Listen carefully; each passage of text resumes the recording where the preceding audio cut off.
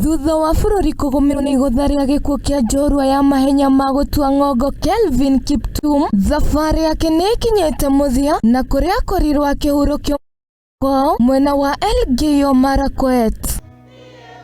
Mutongoria wa bururi dagitari Ruto uria uma igonaini riri ni acakaite Kiptum ta mundu urerutire gukuria na gwetha wagiriru wa bururi Kenya the ciana nja kurumirira uhotani wa mahenya ma gutua ngongo. Patia rambirambi zetu za pole na za kwaheri, na hata katika kifo yake Kelvin is talking to us in many ways. Anatuzungumzia kama Wakenya hata katika kifo yake, kwa sababu huyu Kelvin alikuwa ni mtu vile imesemwa hapa na wale walikuwa wanafanya kazi na yeye. He was ambitious, disciplined and focused. Kelvin Kiptum ni acakaitwo ni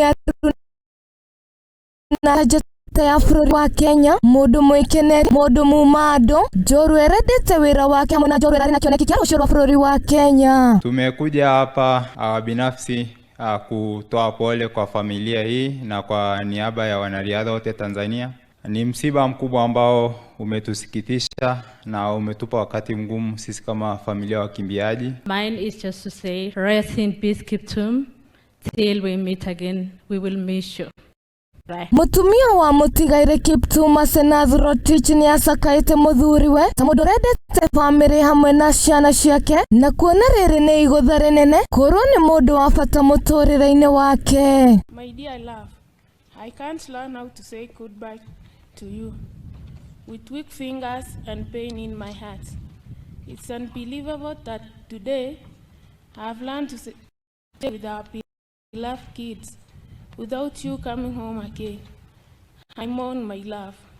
I've cried until no more. I'll miss you and your love of my life forever until we meet again. But I promise to gather my strength for the sake of our children. I hope in the spirit world you'll inspire me to stand as a pillar to our children.